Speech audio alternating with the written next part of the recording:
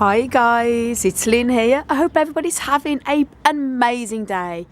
And look at that weather, guys. It's a beautiful blue sky today, and the weather has been really nice the past few days here in Ireland. We've been very lucky. We had a little bit of a mini heat wave. Well, it's a heat wave for here anyway. Lovely temperature. So it's been absolutely great to carry on in the polytunnel, rearranging more things and giving it all a good tidy.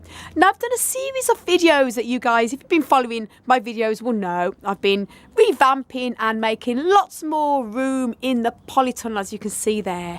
And it's been wonderful to give everything a good old sort out, a good old tidy up. And it means there's a lot more room here for when we bring some of the plants that we've got upstairs still.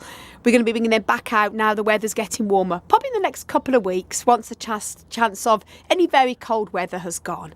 The ones we overwinter indoors, sort of like a minimum of about 10 Celsius, which is about 50. And we do have a heater under there that we switch on if the nighttime temperatures drop below 5. But it's been pretty good the past while. And I think we're going to probably bring them out in the next couple of weeks. But there's plenty of space, and there's also lots more space in between all the other plants as well. So over the next few weeks, going to be potting on a few plants, and there's going to be loads of room. And then all of these big tall plants here are going to be coming out of the polytunnel and put into the yard. And what we're thinking of doing is, see here, it's a bit of a mess here at the moment. We're going to be moving all this away and probably put in just a little small polytunnel like this, more of a little small greenhousey tent that's about 6 foot high there, and putting in a lot of the taller ones in there.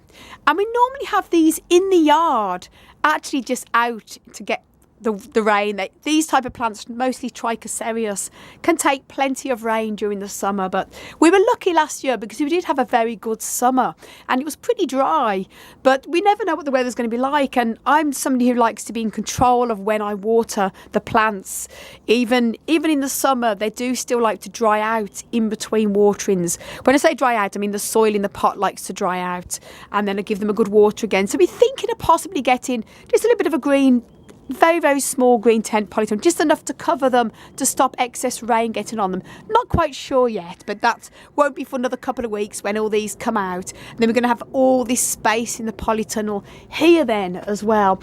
And now what I have done yesterday, as I say, the weather has been gorgeous, as you can see there, and I've bought a lot of the hanging all of the hanging baskets except for this little one here, all out back into the yard again.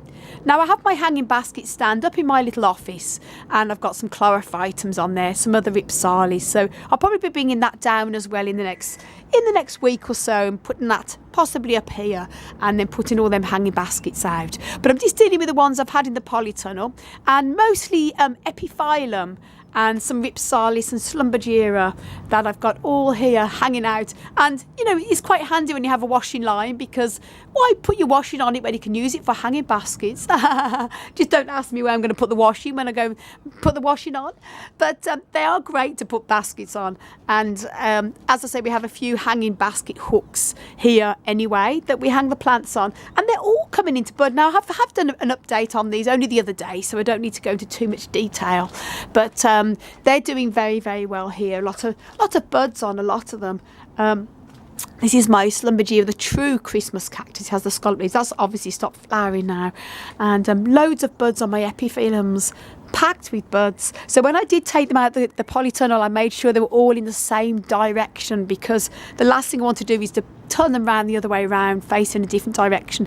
They can tend to drop their buds, and multiple buds. This is my German Empress, has beautiful pink flowers, and it's packed with buds, so very exciting. And this is my Cactus flagelliformis, commonly known as the rat's tail, packed with buds. This is an Aporophyllum, and packed with buds. It's the first time flowering for me, so this is very exciting. Never ever had so many buds, so very exciting. And this is the most exciting thing. This is my Epiphyllum Pegasus, packed with birds. So many. As I say, I did an update on the epiphyllums only the other week, but this is just a bit of an update on how they're all doing now, just to let you know what's happening next in the polytunnel. As I say, I've got them all out in the yard. and I'm hoping they can stay out now. There's some more buds as well on this, which is really exciting. See if I can show you. Yep, they're a little bit smaller on there, but it is still April, and although it's late April, the problem is with this time of year, until May is really gone, you still have the chance of frost, and the weather, you know, it could be sunny and warm one day and icy cold the next, so I do have to be careful. So the good news is about these, if we did have any freak weather again or frost is forecast, these can just go straight back on in the polytunnel on the hanging hooks up there, so not a problem. But while the weather is good, they're all out getting the fresh air, and I've got my Calico Blossfeldiana here on the table because it looks lovely on there, and some more Slumbergira and Ripsalidopsis, commonly known as Easter cactus, and it is packed with buds, packed.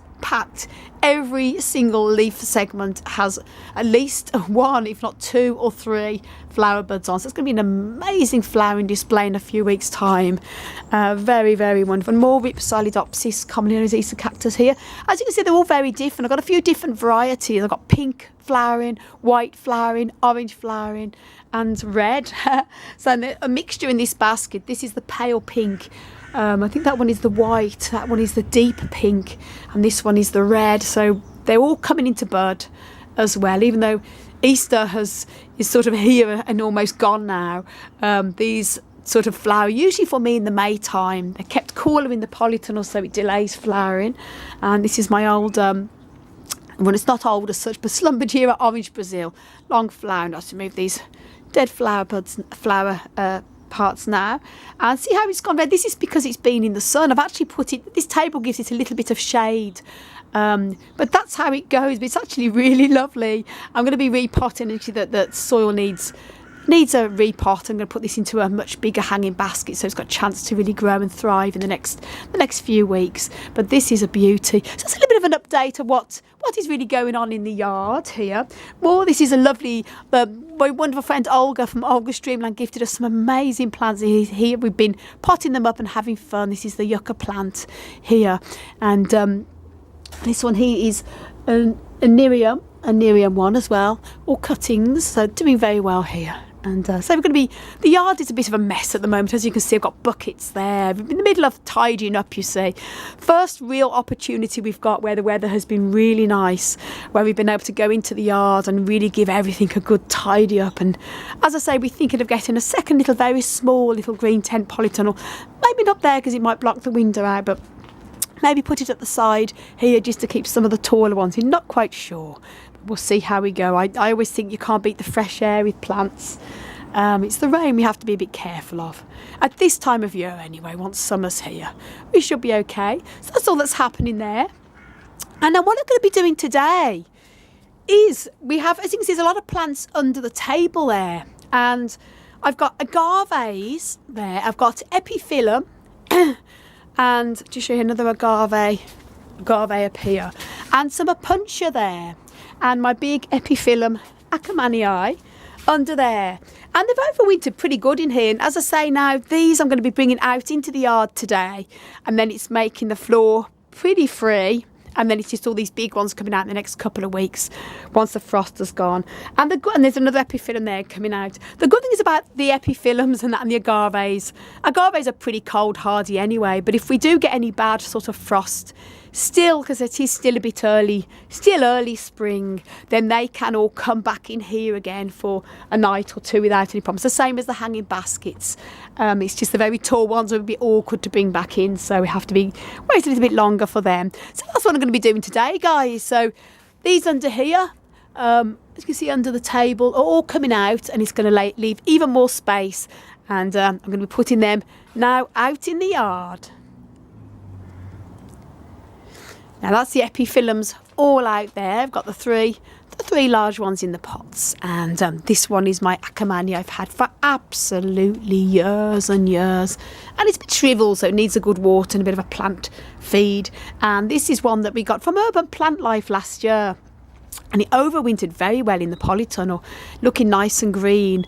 And it'd be lovely if we get flowers from this year, because obviously it's a new one for us. It's an old plant they've had for a long time, that they had actually in the shop as part of I've been in the shop.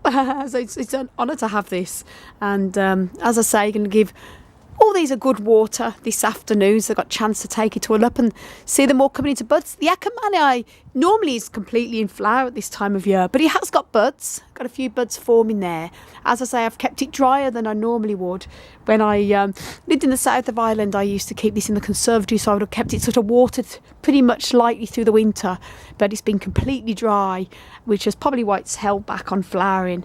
But there's buds forming anyway, and I think once it's given a bit of a water and plumping up its little stems, it'll burst into bud, which is what happened with all of these when I started to water these again. So that's it. Now I'm going to take the agaves out. Now that's all the agaves out there. We've put them in that corner, and we've got some of the pelargoniums that we have here also there, so they'll get plenty of sun here. And if they do happen to forecast the odd freaky cold night between now and May, at least they're easy to move back into the polytunnel again. And now I'm going to start putting out some of the larger punchers.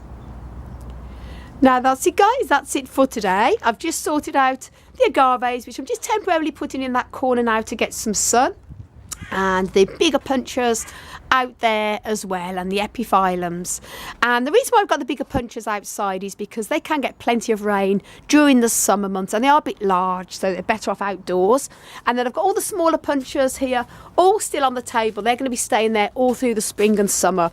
And what I'm going to be doing tomorrow is I'm going to rearrange these to make them look a little bit tidier. As you can see, there's lots of gaps in between, and some of these do need the soil changing on them over the next few weeks, but that's going to be done sort of over the next few weeks. Just going to give you a bit of a tidy up, so stay tuned for tomorrow's video when I give this table a little bit of a tidy up there. As you can see, loads of space, and apologies for my croaky voice. I'm still getting over a bit of a cough again. I seem to have constant colds and coughs, don't I? But I've always got a croaky voice. But anyway, other than that, I'm very good. And that's how it looks now. You can see the loads of space underneath where I've took the agaves out. And I say a lot of these tall ones are going to be going into the yard for the summer. And going to be rearranging all this yard. Again, this is just so they can all get plenty of sun, giving it all a good tidy up because it needs it. And that's it. Lovely sunny day. Plants are out, getting fresh air, and polytunnel is taking great shape. And as I say, all I have left is the Opuntia table to do, and then that's it then. And the next couple of weeks, once the chance of the very cold weather has definitely gone, we're going to be bringing in the rest of the plants that we're going to be putting back into the polytunnel that will be overwintering indoors here onto these trays here. And as I say, some of these big ones will then be going back into the yard. So guys, thank you so much for watching, and stay tuned for tomorrow's video when I do the Opuntia table, give that a bit of a tidy up. And then that's pretty much it in here until we bring all the ones out then back from upstairs and these big guys outside. So thanks so much for watching, and if you want to know more about how to grow cacti and succulents and you're new to the hobby, do check out my website, desertplantsofavalon.com. So guys, I want to send you loads of love, heaps of happiness, and tons of plant power from across the Emerald Isle. And until the next video, bye.